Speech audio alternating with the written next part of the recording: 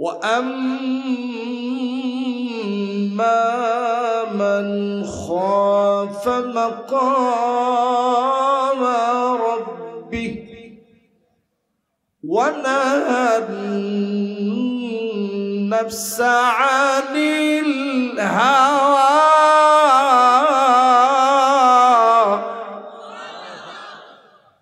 فإن الجنة هي المأوى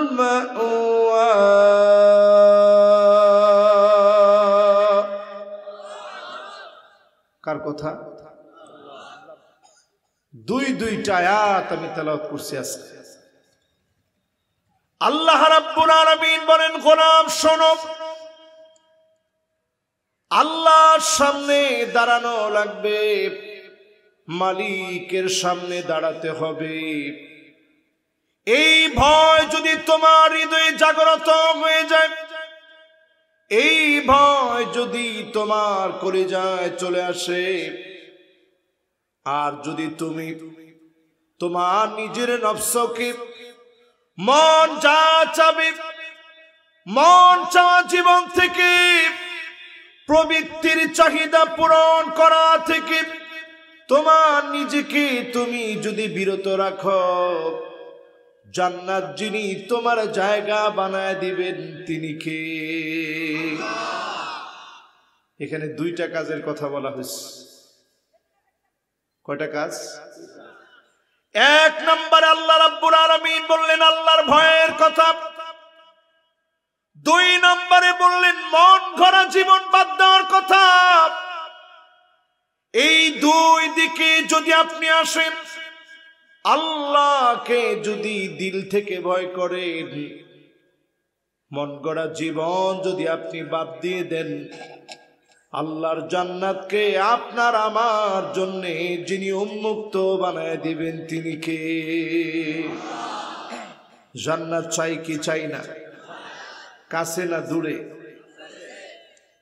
জান্নাত কি কাছে না দূরে জান্নাত কত দূরে একটু শুনাই তাহলে বোঝা যাবে যে জান্নাত এত দূরে তারপরেও মালিক কত কাছের বানায় দিবেন জান্নাত কত দূরে বোঝার জন্য বুঝেন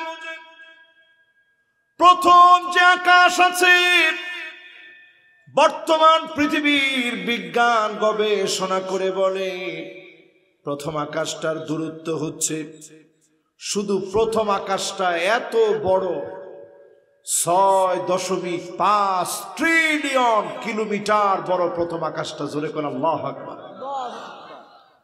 আপনি কি মনে করছেন 6 কিলো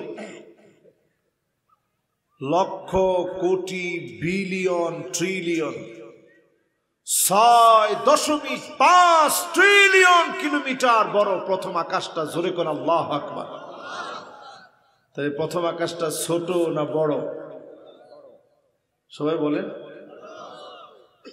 এই প্রথম আকাশের পরে যদি দ্বিতীয় আকাশের খবর নেন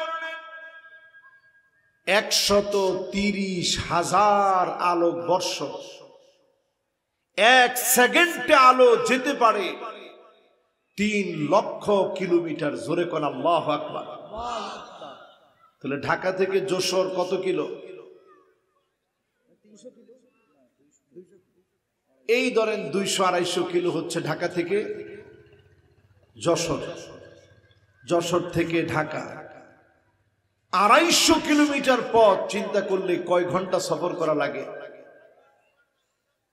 ধরেন 5 ঘন্টা লাগে 3.5 ঘন্টা 4 ঘন্টা যাই বলেন পদ্মা সেতু হওয়াতে কত সহজ হয়ে গেছে লম্বা পথ পরিক্রমা পাড়ি দেওয়া যায় মুহূর্তের ভিতরে দ্বিতীয় আকাশটা এত বড় 130,000 আলোকবর্ষ সেকেন্ডে আলো যেতে পারে 3 লক্ষ কিলোমিটার জোরে কোন আল্লাহু আকবার তাহলে মিনিটে কত কিলো যাবে ঘন্টায় কত কিলো যাবে একদিনে কত কিলো যাবে সপ্তাহে কত কিলো যাবে মাসে কত কিলো পার হবে এইভাবে হিসাব করলে এক বছরে কত কিলো যাবে এইভাবে যখন আপনি হিসাব করবেন 130,000 আলোকবর্ষ 130,000 বছর গেলে দ্বিতীয় আকাশ আলো দিয়ে পার হতে সময় লাগবে 130,000 আলোকবর্ষ। জোরে কোন আল্লাহু আকবার। এরপরে যদি সেইখান থেকে তৃতীয় আকাশের কল্পনা করেন, তৃতীয় আকাশটা এত বড়, 2 মিলিয়ন আলোকবর্ষের বিশাল জগৎ। এতক্ষণ বলছি 130,000। তৃতীয় আকাশটা এত বড়, 2 মিলিয়ন আলোকবর্ষ। জোরে কোন আল্লাহু আকবার। 1 মিলিয়ন সমান সমান 10 লক্ষ, 2 মিলিয়ন সমান সমান 20 লাখ। 20 লাখ আলোকবর্ষের বিশাল এক জগৎ হচ্ছে তৃতীয় আকাশ। জোরে বলেন আল্লাহু আকবার। এইবার যদি আপনি চতুর্থ আকাশের কল্পনা করেন, 100 বিলিয়ন আলোকবর্ষ। এখন আর মিলিয়ন নেই, চতুর্থ আকাশ 100 বিলিয়ন আলোকবর্ষের বিশাল বড় এক জগতের নাম। জোরে কোন আল্লাহু আকবার। এবার যদি আপনি পঞ্চম আকাশটা কল্পনা করেন, পঞ্চম আকাশ কত বড়? 1 বিলিয়ন আলোকবর্ষের বিশাল জগৎ হচ্ছে পঞ্চম আকাশটা। জোরে বলেন আল্লাহু আকবার। এবার ষষ্ঠ আকাশে যান, ষষ্ঠ আকাশটা কত বড়? 20 বিলিয়ন আলোকবর্ষের বিশাল জগৎ হচ্ছে ষষ্ঠ আকাশটা। চিল্লায় বলেন আল্লাহু আকবার। আর একটু জোরে বলেন, আর একটু জোরে বলেন। আপনারা মনে সবাই বুঝে ছাড়তে পারেন না যে কত বড়। 20 বিলিয়ন, লক্ষ না, কোটি না, মিলিয়ন না, 20 বিলিয়ন আলোকবর্ষের বিশাল এক জগৎ হচ্ছে ষষ্ঠ আকাশ। জোরে বলেন আল্লাহ। সেই ষষ্ঠ আকাশে যখন আপনি যাবেন, একটা গাছের শিকড় চোখে পড়বে। আল্লাহ নবী মেরাজের রজনীতে যে গাছ দেখলেন, গাছের নাম সিদরাতুল মুনতাহা। সবাই বলেন কি নাম? সবাই বলেন কি নাম? ইনদা সিদরাতিল মুনতাহা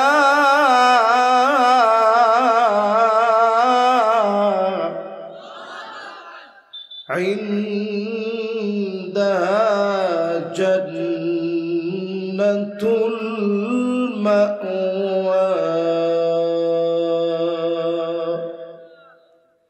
সিদরাতুল মুনতাহা নামক গাছের শিকড় ষষ্ঠ আকাশে, সপ্তম আকাশে ডালপালা চলে গেছে। ওই সপ্তম আকাশের ডালপালার পাশে জান্নাতুল মাওয়া, যিনি গোলামদের জন্য সাজায় রেখেছেন তিনি কে? এরও অনেক অনেক উপরে জান্নাতুল ফিরদাউস, নিয়ামতের জগৎ যিনি গোলামদের জন্য সাজায় রাখছেন তিনি কে? বলেন তো, প্রথম, দ্বিতীয়, তৃতীয়, চতুর্থ, পঞ্চম, ষষ্ঠ, এর পরের আকাশটা কোনটা? সপ্তম আকাশ সম্পর্কে বর্তমান পৃথিবীর বিজ্ঞান বলছে এর কোনো ধ্যান ধারণা চিন্তা আমাদের কাছে নাই। আমাদের কাছে মনে হয় সপ্তম আকাশটা আনলিমিটেড, যার কোনো সীমা পরিসীমা আমরা গুণে শেষ করতে পারি না। জোরে করে আল্লাহু আকবার। এত বিরাট জগৎ যেই মালিক সাজালেন, সেই মালিক আমাকে আপনাকে বলে দিলেন, তোমার জন্য জান্নাত সাজায় রেখেছি, শুধু খালি আমাকে ভয় করো। মন যা চাবে সেগুলো ছেড়ে দাও। মন চাওয়ার কারণে 4 ভাবে মানুষ জুলুম করে। প্রতিনিয়ত মাজলুমদের উপরে জালেমরা 4 ভাবে অত্যাচার করে, ঠিক কিনা বলে? এখন তো ঠিকটা জোরে বলছেন, আর একটু জোরে বলেন। সাতক্ষীরা থেকে যারা আসছে এরা এমনও বীর মুজাহিদ। সাতক্ষীরাকে এক সময় বলা হতো বাংলাদেশের আফগানিস্তান। বাংলাদেশের আফগানিস্তান শুনে অনেকে হাসি দিচ্ছেন না? আফগানিস্তানের কথা শুনলে এখন আর হাসা দরকার নেই, সারা ওয়ার্ল্ড এখন আফগান নিয়ে পড়ে আছে, ঠিক কিনা বলে? আফগানিস্তানে অনেক রক্ত ঝরেছে মুসলমানদের, জায়গায় জায়গায় রক্ত ঝরেছে। আমি যখন মিশরে পড়াশোনা করেছি, আফগানের অনেক ছাত্রদেরকে একসঙ্গে পেয়েছি, জিজ্ঞাসা করেছি ঈদের সময়গুলা কেমন করে কাটাতা তোমরা? অনেক ছেলে জবাব দিছে, ঈদ তো পরের কথা, সকাল কেমনে হয় সন্ধ্যা কেমনে হয় দেখি নাই, রক্তের পর রক্ত আফগানে ঝরেছে, এই রক্তের উপরে যিনি ইমারত ইসলামকে প্রতিষ্ঠা করে দিয়েছেন তিনি কে? আজ আমার দেশে জালেমরা চার কারণে জুলুম করে, জালেমরা জানে না চার কারণে যারা জুলুম করবে অনতি বিলম্বে জালেমদেরকে যিনি নিঃশেষ করে দেন তিনি কে? কয় কারণে জুলুম করে? আর একটু জোরে বলেন, কয় কারণ? ওয়ানাহান নাফসানিল হাওয়া, মন আপনাকে মনের পূজারী বানায় নাই। চার ভাবে মানুষ জুলুম করা শুরু করে। এক নম্বরে যখন টাকা হয়ে যায়, সঙ্গে সঙ্গে কারুনের মতো অনেক বড় বড় নেতা জালেম হয়ে যায়, ঠিক কিনা বলে? এরকম লোক কি এখন আপনাদের সমাজে আছে না নাই? এক নাম্বার জুলুম করে কিসের কারণে? টাকার গরমে। ওনারা তো দেখে না, আমার নিজের চোখে আমি দেখছি 55,000 একর জমি। আপনি কয় একর জমির মালিক হয়েছেন? 55,000 একর জমির বিশাল ভান্ডারের মালিক ছিলেন কারুন। ইন্না কারুন কানা মিন কওমি মূসা। পরে দেখবেন এই জায়গা থেকে একদল যুবকের উপরে কারুনের বোঝা চাপায় দিলে, শুধু চাবির বোঝা চাপায় দিলে কষ্ট হয়ে যেত। শুধু চাবিগুলা একদল যুবক বহন করতে পারত না, 8 জন 9 জন 10 জন মিলে বহন করতে পারত না। এত সম্পদের মালিক যেই কারুনকে মালিক বানিয়েছিলেন, প্রথম যুগে কারুন মালিকের গোলামি করেছিল টাকা যখন ছিল না। ঠিক যখন কারুনের টাকা হয়ে গেল, জুলুম শুরু করলো, জালেম হয়ে গেল, তার পুরা জায়গাগুলা ধ্বংস হয়ে গেছে। একটা জায়গা ছাড়া, যেই জায়গায় কারুন মালিকের গোলামি করেছে, আজ অবধি যিনি টিকিয়ে রেখেছেন তিনি কে? আল্লাহ বুঝাই দিলেন, কারুন তুমি বুঝে যাও, তোমার সাথে সাথে বিশ্ববাসী বুঝে নাও, কোন টাকাওয়ালা জালেমদেরকে যিনি ছাড় দেন, ছেড়ে দেন না, তিনি কে? যদি টাকাই জালেমদের শেষ সম্বল হতো, টাকা যদি জালেমদেরকে বাঁচাতে পারত, টাকার কারণে কারুন বেঁচে যেত, কারুনকে মালিক ছাড় দেন নাই। বুঝায় দিলেন, টাকার জন্য যদি জুলুম করো, কারুনের মতো যিনি তোমাকেও শেষ করে দিবেন তিনি কে? কয় কারণে জুলুম করে? গেছে কয় কারণ? 2 নাম্বার কারণ হলো ওয়ামান ইয়াতামাদ আলান নাসি মাল্লাব। আপনি নেতা হয়েছেন, ডানে বামে 2-1 জন যদি আপনার নামে স্লোগান দেয়, অনেক নেতা মনে করে সারা দুনিয়া আমার হয়ে গেছে, সারা দুনিয়ার মালিক আমি হয়ে গেছি। দিন দিন মাজলুমদের উপরে জুলুম করা শুরু করে, ঠিক কিনা বলে? এটাও কি আমাদের সমাজের সাথে মিলে? 2-1 জন যখন একটু স্লোগান দেয়, নেতা তোমার ভয় নাই, এরপরে কি? রাজপথ ছাড়ি নাই। নেতা মনে করে সবই তো আমার। এই আমার আমার মনে করে মিথ্যা মামলা হামলা শুরু করে দেয়, গায়েবী মামলা শুরু করে দেয়, নিরপরাধ মানুষকে একটার পর একটা মামলা দিয়ে হয়রানি শুরু করে দেয়, ঠিক কিনা বলেন? এরকম যখন শুরু করে বুঝে নিবেন নমরুদের মতো অচিরেই যিনি জালেমের পতন দিবেন তিনি কে? কয় নাম্বার? বাকি আছে কয়টা? 3 নম্বরে আসেন আমার ভাইরা। ওয়ামান ইয়াতামাদা আলা আকলিহি দাল্লা।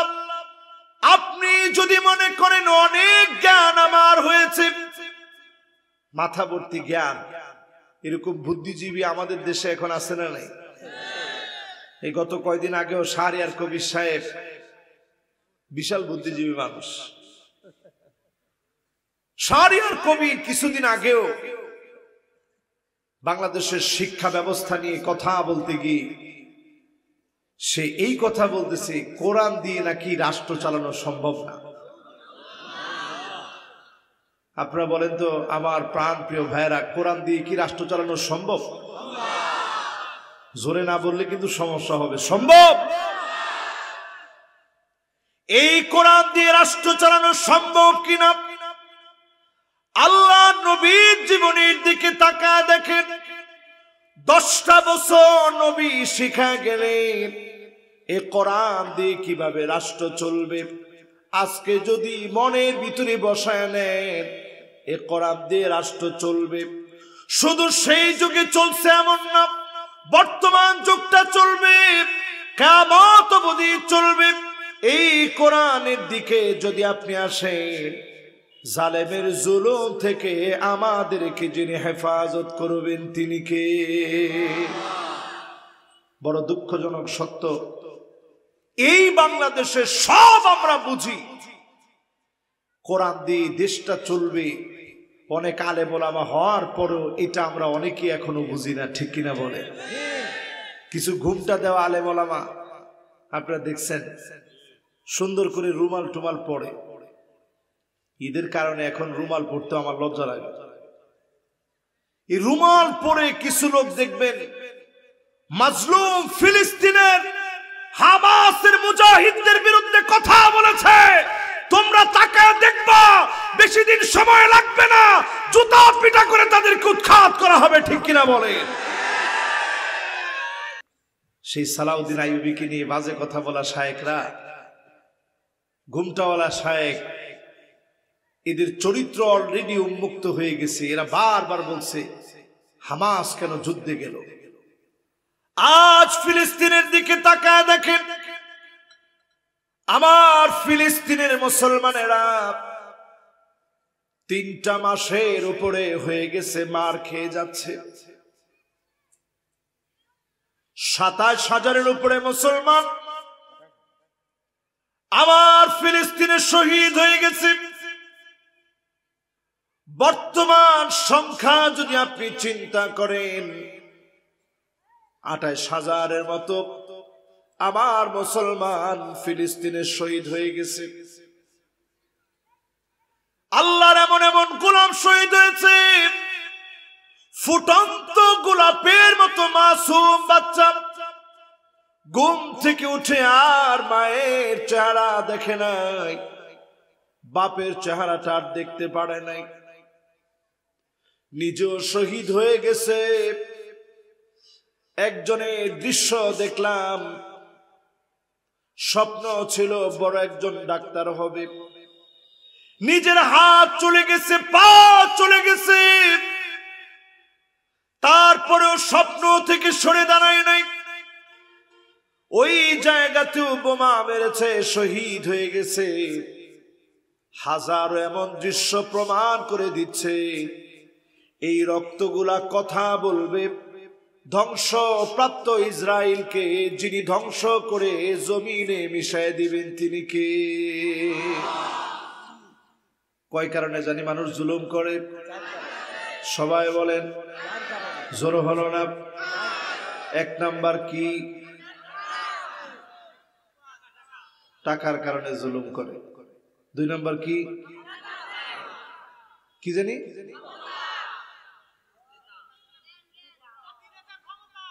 মাশাআল্লাহ, কত রকম নাম আপনারা দিতে পারেন বাবা। যদি আপনার চারপাশে কিছু লোক ঘোরাফেরা করে তখন আপনি মনে করেন দুনিয়া সব আমার হয়ে গেছে, এরকম আছে না নাই? 3 নাম্বারটা কি বলছিলাম? নিজের জ্ঞানী মনে করে জুলুম করা শুরু করে। ও আমার প্রাণ প্রিয় ভাইরা, নিজের অনেক বড় মনে করবেন না, সব সময় ছোট মনে করেন। হযরত ওমরের মতো সাহাবী নিজের নামটা মুনাফিকদের তালিকা আছে কিনা খুঁজেছিলেন। হুযায়ফাকে ডেকে বললেন আমার নাম আছে কিনা খুঁজে দেখো, বুঝা দিয়ে গেলেন নিজেকে বড় মনে করা যাবে না, ধুলায় মলিন করে দেন। এজন্য নবীর পাশে আবু বকরের পাশে হযরত ওমরকে যিনি জায়গা দিলেন তিনি কে? জ্ঞানের বড়াই করেন না। বলতেছিলাম আমার ফিলিস্তিনের মুসলমানদের কথা। আমার সাথে ফিলিস্তিনের এমন ছাত্র ভাই পড়ছে, আমি দেখতাম সব সময় সে খুব হাসি খুশি থাকে। আমি তারে বলছি, কিন্তু তোমার কি কোনো কষ্ট নাই? এত এত মানুষ শহীদ হয়ে যায়, তুমি কেমনে হাসো? ছেলেটা আমাকে জবাব দিয়ে বলে, মালিকের কোন সিদ্ধান্তে গোলাম কখনো বেজার হতে পারে না, মালিকের কোন সিদ্ধান্তে গোলাম কোনদিন রাগান্বিত হতে পারে না। আমার ভিতরটা দুমড়ে মুচড়ে গেল। কত বড় কথা! মালিকের কোন সিদ্ধান্ত আপনাকে যেন কষ্ট না দেয়। হাতের ভিতরে হ্যান্ডকাপ আসতে পারে, পায়ের ভিতরে বেরিয়ে আসতে পারে, কোমরের ভিতরে দড়ি লাগা টানা হতে পারে, কোন রকম মন খারাপ করব না। ওই অবস্থায় শুকরগুজারি করব কার? ওই অবস্থায় খুশি থাকা লাগে। এটার নামই হচ্ছে ঈমান। এটার নাম কি? এই জন্য দেখবেন যারা বেঈমান তাসলিমা নাসরিনের মতো, আপনি বলতে পারবেন না যে এদের আকল নাই।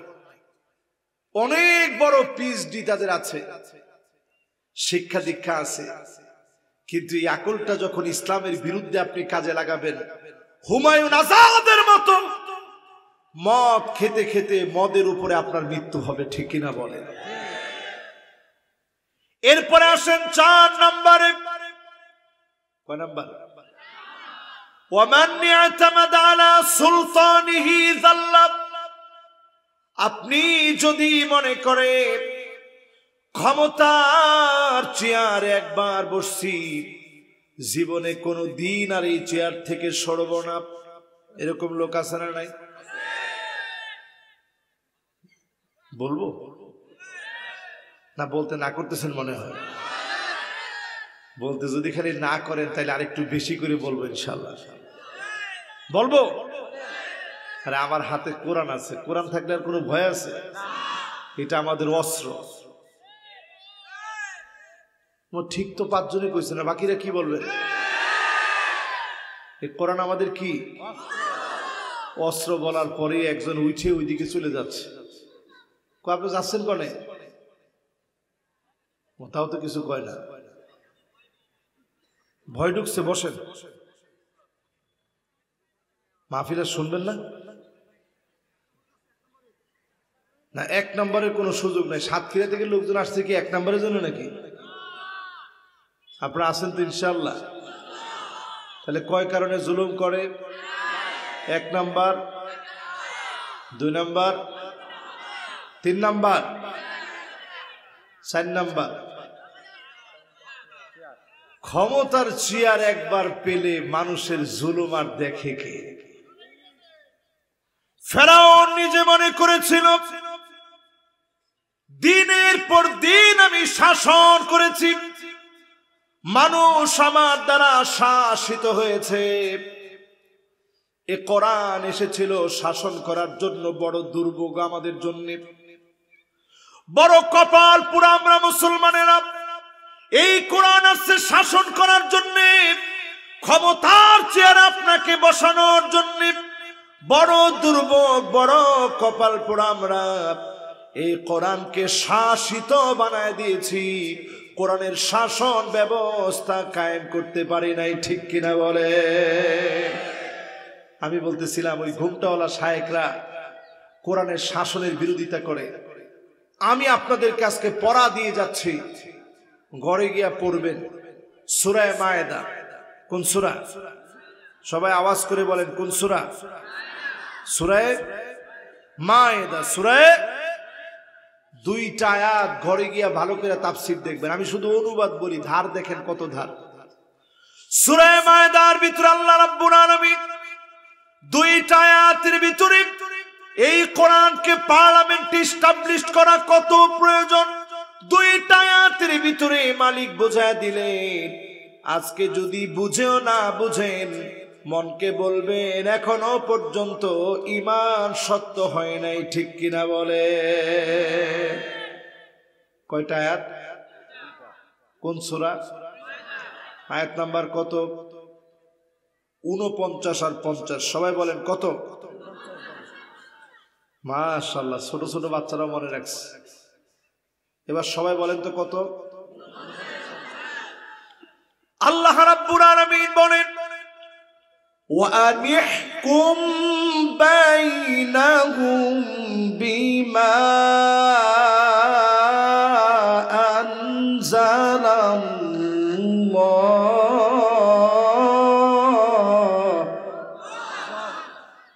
নবী হে, বিচার করা লাগবে কোরআন দিয়ে। ক্ষমতার চেয়ার, ক্ষমতা কি, কিভাবে ক্ষমতা পরিচালনা করা লাগে আল্লাহ রাব্বুল আলামিন নবীকে শিখিয়ে দিচ্ছেন। নবী, বিচার করা লাগবে, অন্য কোন কিতাব দিয়ে বিচার হবে না, মানব রচিত তন্ত্র মন্ত্র দিয়ে বিচার হবে না। বিচার করা লাগবে যেই কিতাব দিয়ে, কিতাবের নাম কি? এই কথাটা কার? কোন আলেম যদি এখানে বসে বলেন যে হুজুর অনুবাদটা ভুল হয়েছে, আমি তার কাছ থেকে শিখে নেব, অনুবাদ ঠিক আছে? এরপরে আমার ভাইরা 2 নম্বরে আসেন, ওয়ালা তাত্তাবি আহওয়াআহুম।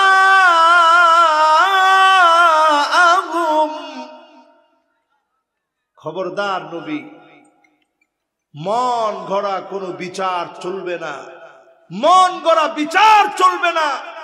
মানুষ রচিত, মানব রচিত মন গড়া কোনো বিচার দিয়ে মানুষের উপরে কোনো জুলুম চলবে না। জোরে করে আল্লাহু আকবার। এই কথা কার কথা? মন মস্তিষ্ক প্রসূত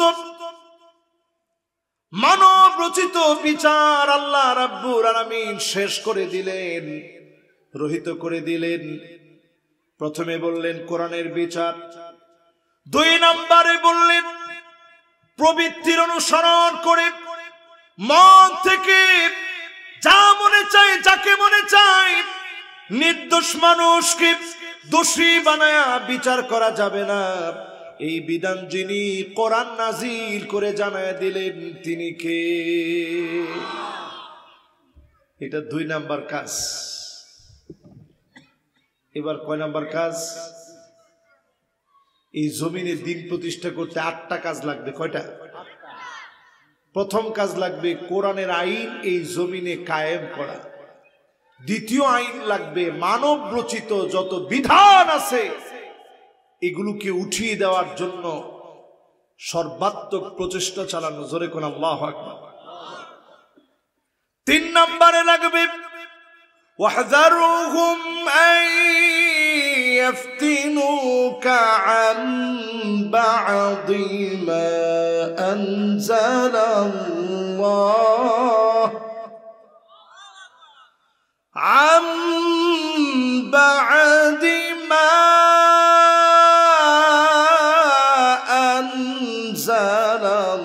আনজালাল্লাহু ইলাইক।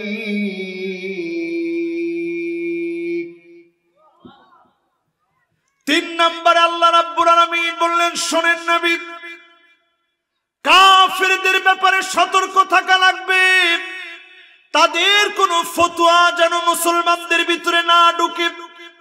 আজ তাকা দেখেন, ডারউইনের বানরের তথ্য মুসলমান মেনে নেয় নাই, ট্রান্সজেন্ডার কেও সিরে টুকরা টুকরা করে ডাস্টবিনে ফেলে দিয়েছে, ঠিক কিনা বলেন? এই যে মাহফিলে আমি কথাটা বললাম, ১৫০০ বছর আগে আল্লাহ বললেন নবী সতর্ক থাকা লাগবে, কাফেরদের কোনো কিছু যেন মুসলমানদের ভিতরে ঢুকতে না পারে। এখন আমি যদি প্রশ্ন করি, সব মুসলমানকে আসলে সতর্ক হইতে পারছি? বলেন পারছি? আমি এই ক্ষেত্রে শুধু সরকারের বিষয়টা বলি না, আমাদের দেশের অসংখ্য সচিব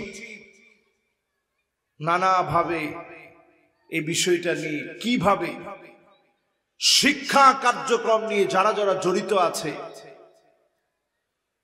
আমাদের দেশের প্রশাসনের দায়িত্ব হচ্ছে এদের ব্যাপারে তদন্ত করে দেখা।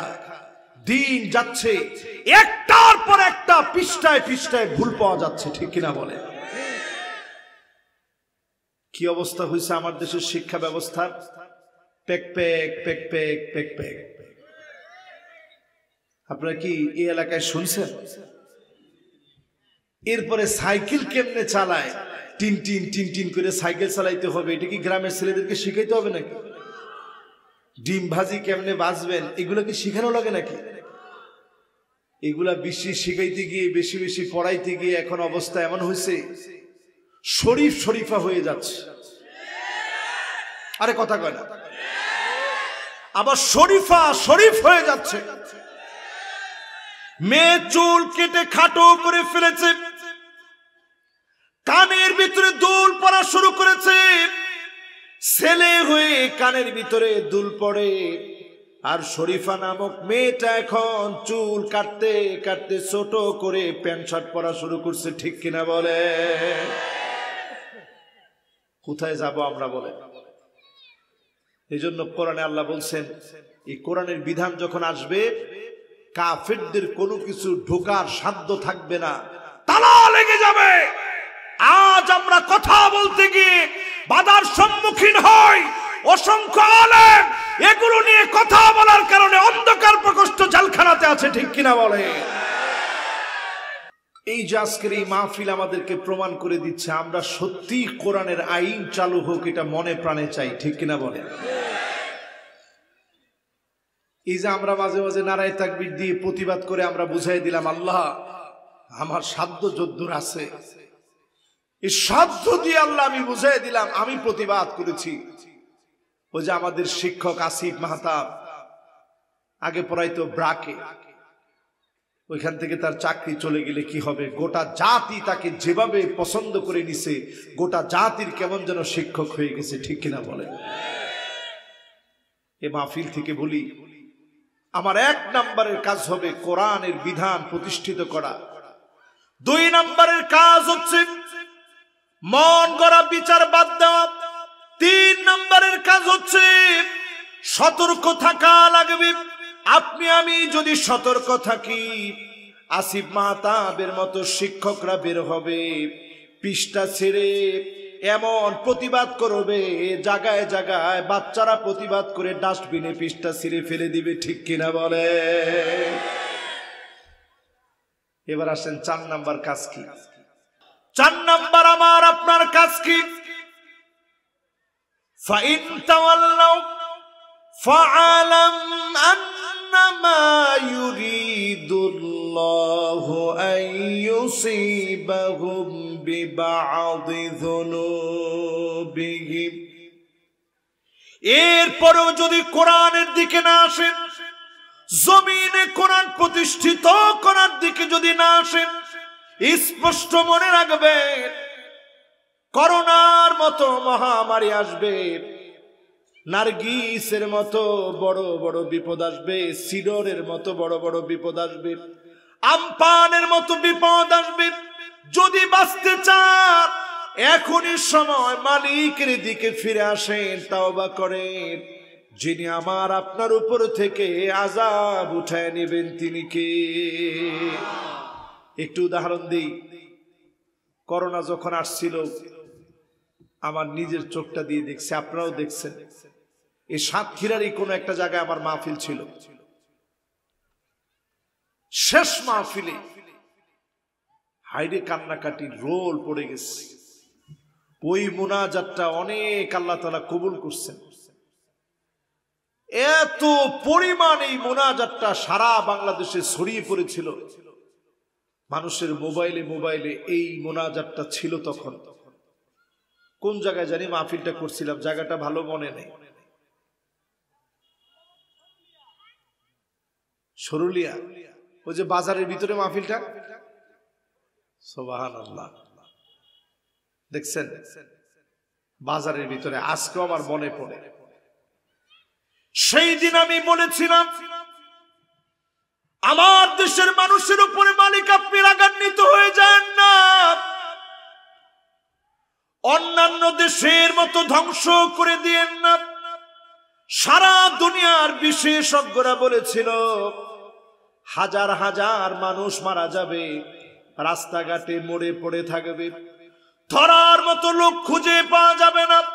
আমার দেশে এমন হয় নাই।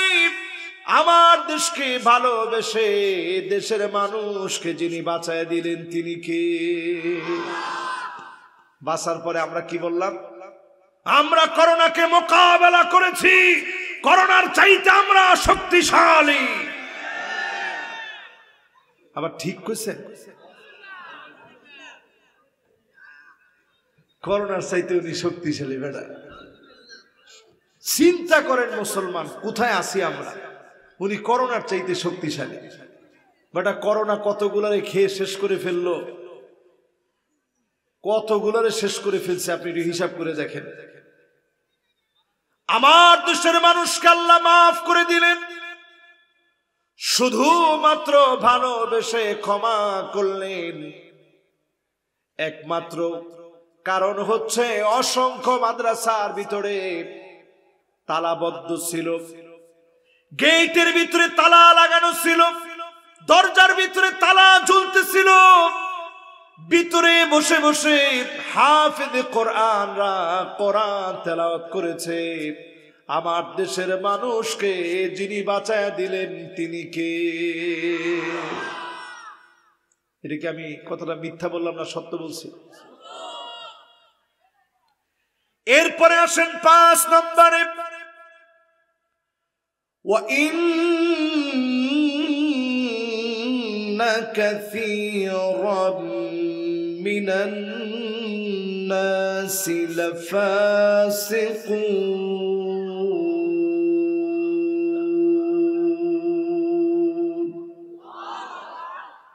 আল্লাহ বলেন অধিকাংশ লোক কোরআনের দিকে আসবে না, কোরআনের বিরোধিতা করবে, কোরআনের মাহফিল বন্ধ করবে, আলেমদেরকে নিষিদ্ধ করবে, জায়গায় জায়গায় আলেমদের নামে তালিকা করা হবে। ঠিক কিনা বলেন? কোরআন বলছে অধিকাংশ লোক ফাসিক। ফাসিক চিনবেন কেমনে? মুমিন চিনা যায় মসজিদে গেলে, মুমিন চিনা যায় রাজপথে, কারা দিনের জন্য লড়তেছে ওই জায়গায় গেলে মুমিন খুঁজে পাওয়া যায়। ঠিক কিনা বলে? কখনো কখনো মুমিন খুঁজে পাওয়া যায় জেলখানার ভিতরে, যারা দিনের কথা বলতে গিয়ে জেলখানায় গেছে, এরা সত্যিকারে ইমানের পরীক্ষা দিচ্ছে। ঠিক কিনা বলে? কিন্তু আপনি এখানে আমাদের তালাশ করা লাগবে ফাসিক। ফাসিক কে? আল্লাহকে ফাসিক তো একজন দুইজন না। ওয়াইন্না কাসীরাম মিনান নাস, অধিকাংশ লোক হবে ফাসিক। তার মানে অধিকাংশ লোকেরা এই জমিনে কোরআনের আইন চলুক, নিজেকে মুসলিম বলে পরিচয় দেয়, কিন্তু অধিকাংশ লোকেরাই কোরআন দিয়ে রাষ্ট্র চলুক এই কথা অধিকাংশ লোকেরাই চায় না। ঠিক কিনা বলে? এই মাহফিলে যারা বসছেন, কে কে কোরআন দিয়ে রাষ্ট্রটা চলুক এটা চান? একটু দেখি তো হাত।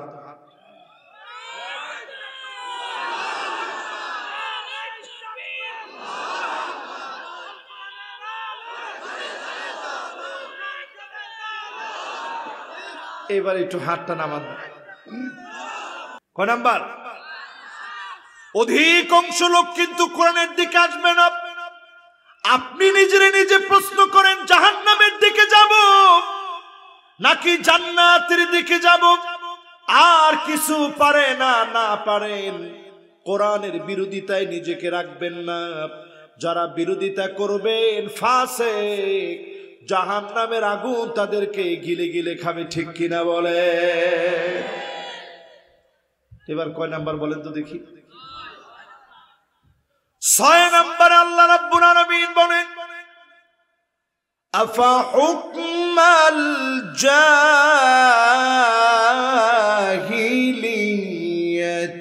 ইয়াবগুন।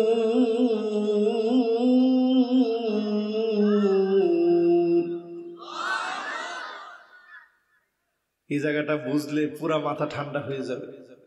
এটা 6 নাম্বার। আল্লাহ প্রশ্ন করছেন নবীকে, এত কিছুর পরেও জাহিলিয়াতের বিচার কি মানুষ পছন্দ করে নিবে? প্রশ্ন করতেছেন কে? আওয়াজ করে বলেন কে? জাহিলিয়াতের বিচার মানে আমাবস্যার ঘোর অন্ধকারে বিচার করে না। জাহিলিয়াতের বিচার মানে রাতে বিচার করে না। জাহিলিয়াতের বিচার মানে নিরপরাধ মানুষকে 8টা-10টা মামলা দিয়ে জেল জুলুম নির্যাতন করা। ঠিক কিনা বলেন? পুরোপুরি কি মিলতেছে? আরে কথা কয় না, মিলে?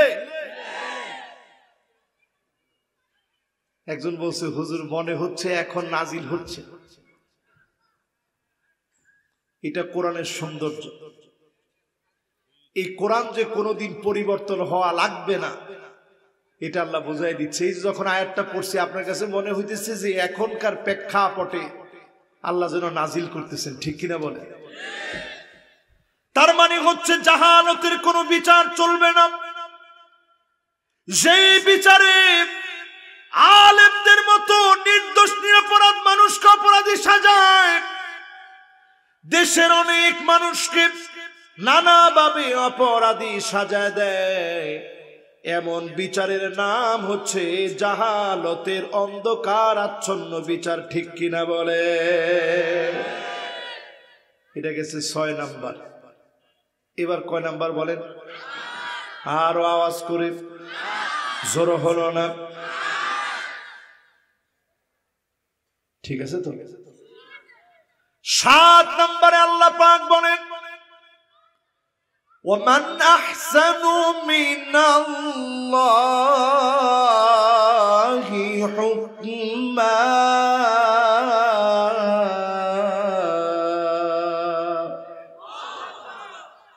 আল্লাহর হুকুমের চাইতে, কোরআনের চাইতে লেলিনের কোন তন্ত্র মন্ত্র, মাউসে তুমের কোন তন্ত্র মন্ত্র এই কোরআনের চাইতে সেরা হতে পারে না। এই কোরআনের হুকুমকে যিনি সেরা বানায় দিয়েছেন তিনি কে? এমন সেরা বিচারে কোরআনে মালিক দিলেন। আল্লাহ নবী বলেন, ফাতেমা তুমি যদি চুরি করতে, লাকাতাতু ইয়াদাহা, আমি ফাতেমার হাত কেটে ফেলে দিতাম, কারো জন্য বিচারের কোনো কমতি করতাম না। হযরত ওমর নিজের সন্তানের উপরে বিচার করলেন, বোঝায় দিলেন জগৎবাসী, আমি কোরআনের বিচার করে গেলাম, এই কোরআনের বিচার যদি বলবৎ হয়ে যায়, কায়েম হয়ে যায়, রাতের অন্ধকারে চলবেন, দিনের আলোতে চলবেন, যার যার মতো ব্যবসা করবেন, আমার দেশের টাকার খনি যিনি জায়গায় জায়গায় দিয়ে দিবেন তিনি কে? 7 নাম্বার শেষ। 8 নম্বরে আল্লাহ পাক বলেন, লিকাউমি ইউকিনুন।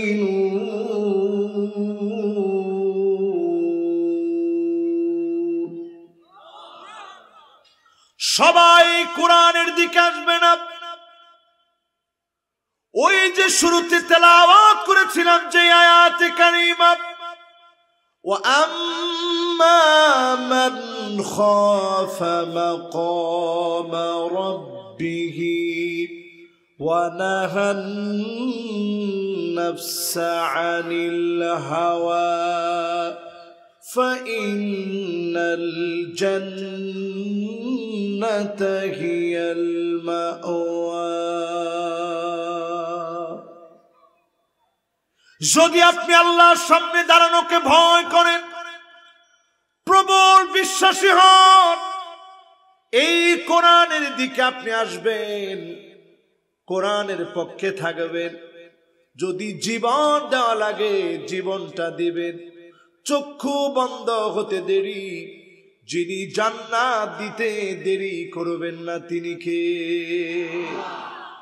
আমি বলতেছিলাম কয় কারণে জানি মানুষ জুলুম করে। এত সুন্দর মনোযোগ। কয় কারণ? এক নাম্বার কারণ কি? এই কোরআন না থাকার কারণে জালেমরা টাকা হইলেই জুলুম করে, আর কোরআনের আইন যদি থাকতো হযরত ওসমানের মতো সব আল্লাহর রাহে ব্যয় করতে, ঠিক কিনা বলে? দুই নম্বর কি? আমি কইলাম কি আর আপনারা বানাইলেন কি যে পাতি নেতা? আমি বলছি চারপাশে কিছু লোকজন ঘুরলে কিছু লোক মনে করে পুরা দুনিয়াটা আমার। এবার কয় নাম্বার কি? সেটা একটু নিজের জ্ঞান হইলে মনে করে সব আমার। এরপরে চার নাম্বারটা কি? ক্ষমতার চেয়ার যদি কারো জন্য হয়ে যায়, সে মনে করে সারা দুনিয়া আমার হয়ে গেছে। আমার আপনার কাজ কি?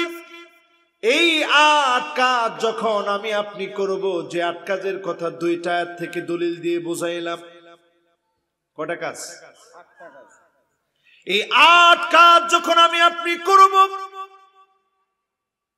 আমি আপনি ওয়ামান ইয়াতামাদ আলাল্লাহি ফালা ক্বাল্লা ওয়ালা মাল্লা ওয়ালা দাল্লা ওয়ালা যাল্লা, এই ৮ কাজ যদি করতে পারে, টাকা লাগবে না, তেমন কোন নেতা কর্মী লাগবে না, আপনার জ্ঞান কেমন আছে মালিক জিজ্ঞাসা করবে না, ক্ষমতায় আসলেন কিনা জিজ্ঞাসা করবে না, শুধুমাত্র মালিকের উপরে যদি ভরসা করেন, অবশ্যই যিনি আপনাকে ক্ষমতা দিবেন তিনি কে? বিশ্বাস আসেনি? এবার আবার যুবকদেরকে শোনায় দিয়ে যায়, সাগরদারি মাদ্রাসায় আজ থেকে কয়েক বছর আগে মাহফিলে আমি বলেছিলাম, করোনার অনেক আগে, সম্ভবত 2016-টুলোতে হবে নাকি? ও 17 না না, করোনার আগে 18 না, এত দূরে যায় না। 6টা বিষয় আজকের মাহফিলে আঙ্গুলে গুনে গুনে নিয়ে যান। কয়টা বিষয়? পৃথিবীর সময়টা কোন দিকে যাচ্ছে, আপনি কোন দিকে হাঁটতেছেন? মুরব্বী একজন চিন্তা করেছে যে 12টা বেজে যাচ্ছে, বাস চলে যাই, আর বেশি না 5-7 মিনিট শেষের কিছু করণীয়র কথা বলে যায় আগামীর পৃথিবীর জন্য। এটা না বললে আপনারা মনে করবেন যে এত দূর থেকে আসলাম, হুজুরে আজকে কিয়ামতের ব্যাপারে কিছুই বলে গেল না। বলবো? কি বলেন? বলবো? শুধু এই মাহফিলে বসে আঙ্গুলে গুনে নেন। 1 নাম্বার হাদিস। কয় নাম্বার? একটু আঙ্গুলগুলো দেখান তো, কয় নাম্বার? একটু গুনে নেন আমার অবস্থান কোথায় যাচ্ছে, আমি নফসের কেমন গোলাম হয়েছি। এবার হাত নামান, গুনেন একটা একটা করে। আল্লাহর নবী বললেন, এমন সময় আসবে হাত্তা তাবতারিবা আলিয়াতু নিসাই দাউসিন কাল জিল খলাসা, মেলার ভিতরে জিল খলাসা নামক মেলার ভিতরে নারী যেইভাবে কোমর দুলায় নাচত, আল্লাহর নবী বললেন আখিরি জামানায় এমন সময় আসবে মেয়েরা কোমর দুলায় নাচবে। এখনকার সময়ে টিকটকের নামে ভালো ভালো ঘরের মেয়েরা কোমর দুলায় নাচে, ঠিক কিনা বলেন? আপনাদের কাছে কি মনে হয়, এটা কি মিলছে না মিলে নাই? না মিললে একেবারে দাঁড়ায় যাবেন যে হুজুর এটা মিলে নাই। 1 নাম্বার বলছি, কোমর দুলায় নাচবে। এখন তো খালি কোমর দুলায় নাচে না, নাচের সাথে সঙ্গীত, রূপবানে নাচে কোমর দুলায়। বাপ চাচা সব বসে থাকে স্কুলের সাংস্কৃতিক অনুষ্ঠানে, আপনার মেয়ে নাচতেছে, আপনি এক বেকুব বাপ তাকায় তাকায় দেখতেছেন। রসুল বলতেছে এটা কিয়ামতের আলামত, ঘরে ঘরে এইরকম নাচের প্রতিযোগিতা হবে, ঠিক কিনা বলে? এখন কি সাতক্ষীরা এগুলা হয়? যশোরে হয়? এই কেশবপুরে নাই? মাহফিল হচ্ছে এখানে, এগুলো আছে? এই কেশবপুরে আছে? 1 নাম্বার হাদিস শেষ। এবার 2 নাম্বার হাদিসটা মিলায় দেখেন। আল্লাহর হাবিব বললেন লা তাকুমুস সাআতু, ততদিন পর্যন্ত এই দুনিয়া শেষ হবে না রে উম্মত, হাত্তা ইউরাদা মান ওয়া ইয়াকুনুল ইসলামু গরীবা, জায়গায় জায়গায় ইসলাম পন্থীদেরকে মারা হবে, রক্ত জায়গায় জায়গায় পড়ে থাকবে, রক্তের ছাপগুলো জায়গায় জায়গায় পড়ে থাকবে, ঠিক কিনা বলেন? এখন যত আলেমকে মারা হয়, শুধু বাংলাদেশের কথা বলছি না, বেশ কয়েক বছর আগে সৌদি আরবে একজন আলেমের সঙ্গে দেখা হলো, আয়েদ আল কারনি, একটা কিতাব লিখছেন লা তাহজান, দুশ্চিন্তা করো না। এইরকম বড় মানের একজন আলেম আমি দেখলাম মসজিদ নববীর সামনে, উনি বসা আছেন। চেহারাটা দেখিয়ে আমার কাছে মনে চাইলো যে একটু সালাম বিনিময় করে কথা বলি। আজান হইতে একটু সময় বাকি আছে, আজান শুরু হয়েছে, আমি আবেগটা কন্ট্রোল করতে পারিনি। আমি বললাম যে শাইখুনা হাল আনতা আয়েদ আল কারনি, আপনি কি আয়েদ আল কারনি? তিনি বললেন এইভাবে ইশারা দিয়ে, চুপ, এখন কোনো কথা নাই, আগে আজানের উত্তর দাও, তারপরে কথা হবে। জোরে কোন আল্লাহু আকবার।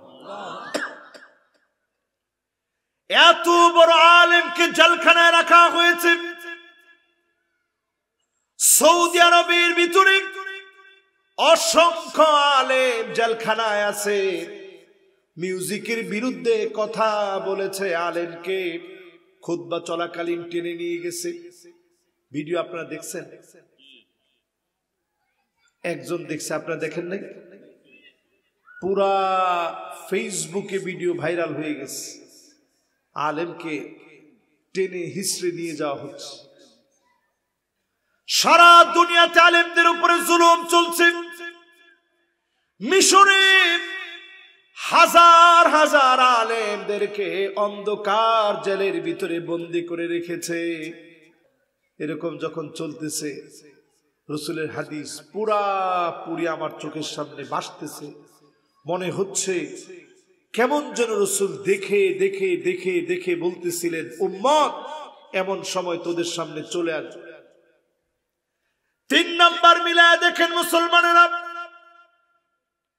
আল্লাহর হাবিব বলেন লা তাকুমুস সাআতু, ততদিন পর্যন্ত উম্মত তোমরা ধ্বংস হবে না, মালিক এই দুনিয়া ততদিন পর্যন্ত শেষ করে দিবে না, হাত্তা ইয়াতাবাহান নাসু বিল মাসাজিদ, মসজিদে মসজিদে ইমামের উপরে মাতবারি করা হবে, মুয়াজ্জিনকে গালিগালাজ করা হবে, সভাপতি সেক্রেটারি পদ পদবি নিয়ে মারামারি কাটাকাটি করবে, ঠিক কিনা বলেন? যদি আমি প্রশ্ন করি কি পরিমাণ মসজিদে এখন এগুলা হচ্ছে, কত পার্সেন্ট হবে? ধর্মিয়া মুরব্বী বলছে হুজুর 20% হবে। একজনে যখন 80% বলছে ধমক দিছে, আরেকজনে হুজুর 92% তো হবে। ও 99। তাহলে চিন্তা করেন দুনিয়া আর একটুখানির জন্য দুনিয়াটা টিকে আছে, ঠিক কিনা বলে? কয় নাম্বার হাদিস শুনাইলাম? কয় নাম্বার? 3 নাম্বার। এবার 4 নাম্বার হাদিসটা শুনেন আর মিলায় দেখেন, যুবকরা বিশেষ করে মিলায় দেখেন। লা তাকুমুস সাআতু, ততদিন পর্যন্ত এই দুনিয়া শেষ হবে না রে উম্মত, হাত্তা তুত্তাখাদাল মাসাজিদু তুরুকা, মসজিদের সামনে রাস্তা হয়ে যাবে, মুসলমানের ছেলে চলে যাবে হেঁটে হেঁটে, নামাজ পড়ার জন্য ঢুকবে না। এমন মুসলমানের সংখ্যা এখন সারা বাংলাদেশে থাকলেও কেশবপুরে না। কি ঠিক? ধর্মে আছে আসলে? কত পার্সেন্ট? 100% হইলে গাড় ভাঙিয়ে দিবে আল্লাহ। 100% হয় না এখনো। কত পার্সেন্ট? আরে না বেটা, 99 না। আজকে ফজরের নামাজের সময় তো লোক 5 জন হয়েছে। কথা কেন, আজকে 5 জন হয়েছে না ফজরের নামাজের সময়? ইমাম সাহেব, মুয়াজ্জিন সাহেব আর 3 জন মুরব্বী, সব মিলায় 5 জন তো হয়েছে। দুনিয়াটা এই 5 জনের জন্য এখন টিকে আছে। এই কেশবপুর এলাকা টিকে আছে 5 জনের জন্য, এই গ্রাম টিকে আছে 5 জনের জন্য, পাড়া মহল্লা রন্ধ্রে রন্ধ্রে টিকে আছে এই 4-5 জন ভালো মানুষের জন্য, ঠিক কিনা বলে? কয় নাম্বার হাদিস শুনছেন? এখন যে হাদিসগুলা বলবো একজনরে উঠতে দেওয়া যাবে না। একজন খালি টান দিয়ে ফেলছিল, বসে গেছে। এগুলো শুনে যাওয়া লাগবে। এগুলো সচরাচর আমরা মাহফিলে তেমন বলি না, মনে করি কিয়ামত আরো 1000 বছর পরে। থাক, এগুলা বলার দরকার কি? একটু মিলায় দেখেন তো আপনার আমার বিবেচনায় রসুল যেই যুগে এই কথাগুলা বলছে, ওই যুগে আর এখনকার যুগে যা ঘটতেছে কেমন যেন দেখে দেখে রসুল বলছে, ঠিক কিনা বলে? কয় নাম্বার? এবার কয় নাম্বার? আল্লাহর হাবিব বললেন এমন সময় আসবে, লুকা ইবনে লুকা, মানুষ শুধু বাপের পরিচয় দিবে, নিজের কোনো পরিচয় নয়। আমার বাপ, আমার বাপ, আমার বাপ বলে বাপের পরিচয় দিতে থাকবে। এমন সময় চলে আসবে, ঠিক কিনা বলেন? কি ঠিক? কথা কথা। লুকা ইবনে লুকা, বাপ আমার এই করছে সেই করছে, বাপের কথা বলতে বলতে বলতে বলতে মানুষ ব্যস্ত হয়ে যাবে না। এবার আমি একটু আপনাদেরকে বুঝাই দিই, মাহফিলে সাহাবাই কেরাম কেমন ছিল। আব্দুল্লাহ বিন ওমর, তিনি নিজের কথা বলতেন, ওমরের ছেলে, তিনি নিজের ক্ষেত্রে এইভাবে বলতেন, হা আনা দা, আমার দিকে তাকায় দেখো আমি কে। লাইসাল ফাতা মাইয়াকুলু আবি কানা কাযা ওয়া কাযা, ওই লোকটা যুবক না যে বলে আমার বাপ এই করেছে সেই করেছে, ওই লোকটা যুবক যে বলে আমি কি করছি, আমার দিকে তাকায় দেখো, ঠিক কিনা বলে? কয় নাম্বার হাদিস শুনাইছি? আর জোরে। এই 5টা যে বলছি মিলে। 6 নম্বরে শুনেন, আল্লাহর হাবিব বলেন, লা তাকুমুস সাআতু ইল্লা আলা হুসালাতিন মিনান নাস, এমন সময় আসবে চালুনি দিয়ে বেছে বেছে, জাল দিয়ে খুঁজে খুঁজেও ভালো মানুষ তালাশ করে পাবেন না। এখনকার জামানায় একটা এলাকার ভিতরে যদি আমানত রাখার জন্য আপনি খুঁজেন, ব্যাংকে নিয়ে টাকা রাখবো না, একজন ব্যক্তির কাছে রাখবো, আমানতদার ব্যক্তি খুঁজতে এলাকা থেকে আরেক এলাকায় চলে যাবেন, আমানতদার ব্যক্তি খুঁজে পাওয়া যায় না, ঠিক কিনা বলে? আচ্ছা, এইটা কত পার্সেন্ট? আরে না বাবা, এটা 6 নম্বর হাদিস। এখন একজন আলেমরে দেখলেও কি মানুষ টাকাটা দিবে? কেন দিবে না? আমি আজকে দুঃখের কথা বলি, এই মাহফিলেও বসা আছেন, পাশেই একটা মাহফিলের ব্যাপারে 30,000 টাকা খেয়ে ফেলছে। আপনারা আছেন এখানে? যে মাহফিলের টাকাটা খাইছে আপনারা আছেন? ওরা থাকলেও তো সর্বে হাত তুলবে না। হুজুর আমরা এত বলদ হলাম কেন? আবার ওরা যখন শুনছে যে হুজুর বলদ করেছে, আল্লাহ জানে কি করে। এখন আমি কি কব কর? আমি জানি না 1 বছর আগে তারা এই যে মাহফিল কর্তৃপক্ষ দেখেন আমার সামনে বসা, পিছনের লোকাচুরি কোনো কথা না, আমি তাদের কাছ থেকে টাকা নিয়ে এই মাহফিলে বসিনি। জিজ্ঞাসা করেন, এই মাহফিল হঠাৎ তারা শিডিউল দিয়েছে, এই 4-5 দিনের মাহফিল। আমি তো বলতে পারতাম যে এই মাহফিলে ঝামেলা হওয়ার সম্ভাবনা বেশি থাকে, কিন্তু আমি মোটেও তাদেরকে একবারের জন্য টাকার জন্য কোনো চাপ দিইনি। আল্লাহ হাজির নাজির। জিজ্ঞাসা করেন কর্তৃপক্ষ কই? উনি মাহফিল, আপনি মাহফিলে কি তো সভাপতি কি কয় বলছি? সভাপতি কয়েকবার বলছে না হুজুর বলেন নাই কিছু, একটা বারো আমি তাদেরকে কোনো প্রেশার দিইনি। এইরকম খেয়ানত চলে আসবে পৃথিবীর ভিতরে, বড় দুঃখ লাগে। আপনারা এত কষ্ট করে মাহফিল করেন, পোস্টার হয়ে গেছে, আজকে এসে আমারে বলতেছে হুজুর কিছু একটা কি করা যায়? তা আমার ওই দিনের মাহফিলের আমি কি করব? এই জন্য মিডিয়ার ছেলে যারা আসো, তোমাদের দায়িত্ব এটা প্রচার করা। তোমরা প্রচার করে দিবা। আমার কাছে যদি মাহফিল কেউ নিতে হয়, কোনো মাধ্যম ধরা লাগবে না, সরাসরি আপনাদের ঢাকায় তো আত্মীয় স্বজন প্রত্যেকের আছে, জুমা বারে আমার মসজিদে আপনারা পাঠিয়ে দিবেন। আপনারা সেদিন আমার মেহমান। আমি একটা হোটেল বরাদ্দ করে রাখছি আপনাদেরকে মেহমানদারি করানোর জন্য, আমার সাধ্য মতো। সেখানে আপনারা যাবেন, গিয়ে ফর্ম পূর্ণ করবেন। সেখানে সুন্দর করে লেখা আছে মাহফিল করার উদ্দেশ্য কি কি হবে, এটা আপনারা সেখানে পড়ে ঢাকার লোকটা গিয়ে পূরণ করে আসবে। রমজান মাসে আমরা বসবো, বসে সিদ্ধান্ত নিব কোন দাওয়াত নেওয়া যাবে, কোন দাওয়াত নেওয়া যাবে না। ওখানে টাকা লেখার কোনো সিস্টেমই নেই, একেবারে সাফ সাফ আপনারা মাহফিলের ডিটেলস লিখে দিয়ে আসবেন। আমরা খোঁজ খবর নিয়ে আপনার মাহফিল নেওয়ার মতো হলে নিব। এর বাহিরে যদি কেউ মাহফিল নেন আপনি ক্ষতিগ্রস্ত হবেন। এটা এই জন্য বলছি, দুনিয়াতে আমানতদার ব্যক্তি কমে যাবে। এখন কমছে না বাড়ছে? সবাই বলেন কয় নাম্বার হাদিস বলতেছিলাম? খেয়াল আছে? এবার 7 নম্বরে শুনেন আমার ভাইরা। আল্লাহ নবী বলেন লা তাকুমুস সাআতু, ততদিন পর্যন্ত দুনিয়া শেষ হবে না, হাত্তা ইয়াতাসাফাদু ফিত তরিক তাসাফুদাল হামির। গাধার মতো লোকেরা যৌনাচারে লিপ্ত হবে। গাধার কোনো জ্ঞান নেই, গাধা বলে আপনারা গালি দেন। এই গাধার জ্ঞান না থাকার কারণে রাস্তাঘাটে যৌনাচারে লিপ্ত হয়।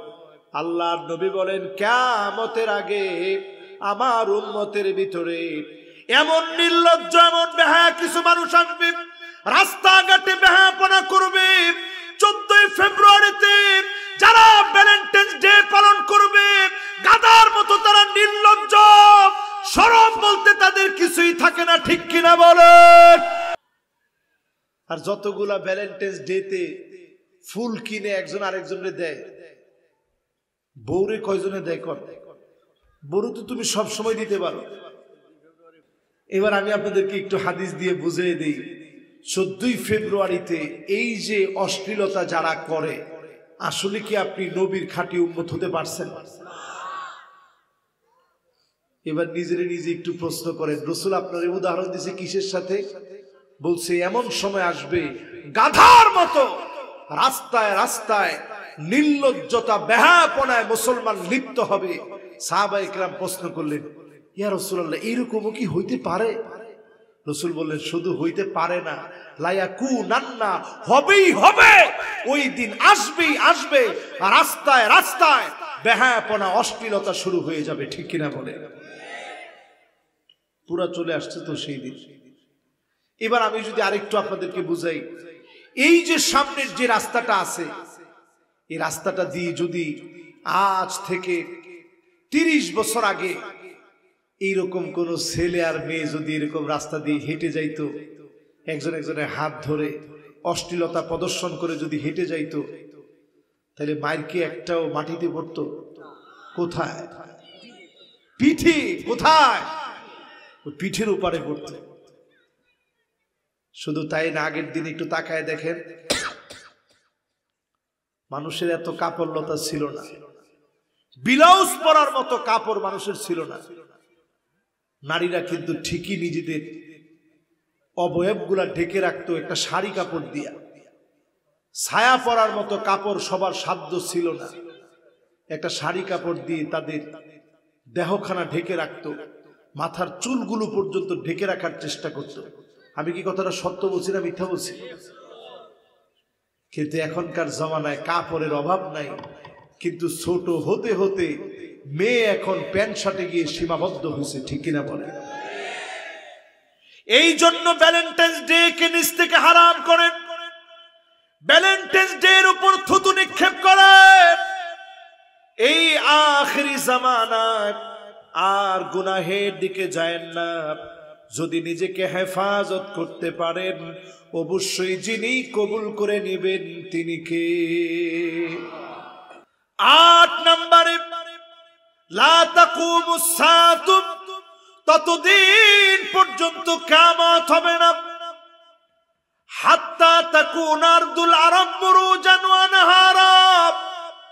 এখনকার সময় আপনি তাকায় দেখেন, আরবের ভিতরে বৃষ্টিপাত শুরু হয়ে যাবে, বেশি দূর যাওয়া লাগবে না।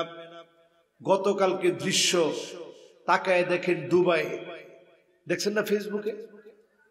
মানুষ চিন্তাই করতে পারে নাই এইভাবে শিলাবৃষ্টি হইতে পারে। রাস্তার গাড়িগুলা নৌকার মতো ভাসতেছে। চেয়ারম্যান সাহেব দেখছেন? চেয়ারম্যান সাহেব নিজেও দেখছে। আল্লাহর নবী বললেন বৃষ্টি শুরু হবে আরবে।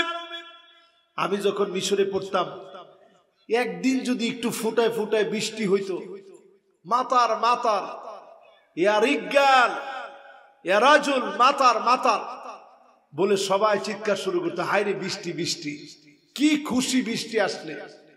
বৃষ্টি হইতো কিরকম জানেন? আমাদের দেশে কুয়াশা যেমনে পড়ে এমনি পড়তো। একটুখানি বৃষ্টি হইতো, এটা 5 বছরে মনে হয় 1-2 দিন পাইছে। 5 বছরে একটু যদি বৃষ্টি হয়, মানুষজন রাস্তায় নেমে পড়ে বৃষ্টির আনন্দে। যে আরবে কোনো বৃষ্টি নাই, সেই আরবের ভিতরে এমন বৃষ্টি শুরু হয়েছে, রাস্তাঘাট ভেসে যাচ্ছে, শিলা বৃষ্টি শুরু হয়েছে, গাড়ি পর্যন্ত ভাসিয়ে নিয়ে যাচ্ছে। বোঝা যাচ্ছে আল্লাহর নবীর সেই হাদিস, নবীজি বলেছেন আরবে বৃষ্টি শুরু হবে, সবুজ শ্যামল হয়ে যাবে, পাহাড় পর্বতগুলো উট যে আরবের ভিতরে কাটা পর্যন্ত ক্ষুধার যন্ত্রণায় খেত, সে আরবের ভিতরে ঘাস, সে আরবের ভিতরে ঘাস আল্লাহ তাআলা দিয়ে দিলেন, বৃষ্টি শুরু হয়ে গেছে। এই আলামতটা কিন্তু স্বাভাবিক না। পরিবেশবিদরা বলছে এটা হচ্ছে আলামত পৃথিবীর ভিতরে এল নিনো। এল নিনো মানে এমন একটা অবস্থা, একদিকে বৃষ্টি হওয়া, আরেকদিকে খরা লেগে যাওয়ার আলামত। এই পৃথিবীতে 1895 থেকে 96 সালে এমন খরা লেগেছিল। শুরু হয়েছিল পেরুতে, বাংলাদেশ থেকে 15,000 কিলোমিটার দূরে পেরু, ওইখানে শুরু হয়েছে। কেউ জানি না এত দূরে এত বিরাট ক্ষতি হবে। সেই সময় ভারতবর্ষে ইন্দোনেশিয়া সহ অস্ট্রেলিয়া সহ পৃথিবীতে মারা গেছে 50 লাখের বেশি মানুষ। শুধু খরা লেগে পানি পানি বলে মানুষ মারা গেছে। এই পৃথিবীতে আবার সে আযাব আসার কথা বলছে পরিবেশবিদরা।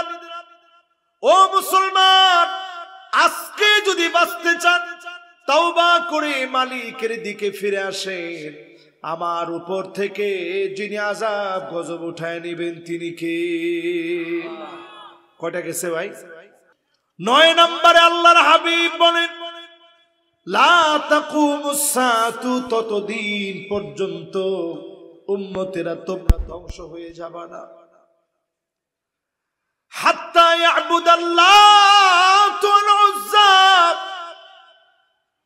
মূর্তির সামনে গিয়ে মুসলমানের ছেলেরা মাথা নত করে দিবে, মূর্তি পূজায় লিপ্ত হয়ে যাবে, গান বাজনায় মুসলমানের ছেলেরা লিপ্ত হয়ে যাবে। ঠিক কিনা বলে? এখন কত পার্সেন্ট এরকম হয়েছে? না, পুরা 90 এখনো হয় নাই, তবে 90-এর দিকে যাচ্ছে। একজনে 90-রে ইস্টাবলিশ করার জন্য 87, 3 জন খালি বাকি আছে। এখন মোবাইলের ভিতরে আমরা নিজেরাই যখন ভালো একটা কিছু দেখতেছি, ভালোর পাশে যখন স্ক্রল করতেছি, টান দেওয়ার সাথে সাথে একটা মিউজিক বেজে উঠছে। এরকম হয় কি হয় না? শুরু হয়ে গেছে। 10 নম্বর শেষ কথা, লা তাকুমুস সাআতু, ততদিন পর্যন্ত এই দুনিয়ায় কিয়ামত হবে না, দুনিয়াটা ততদিন পর্যন্ত উম্মত শেষ হবে না রে।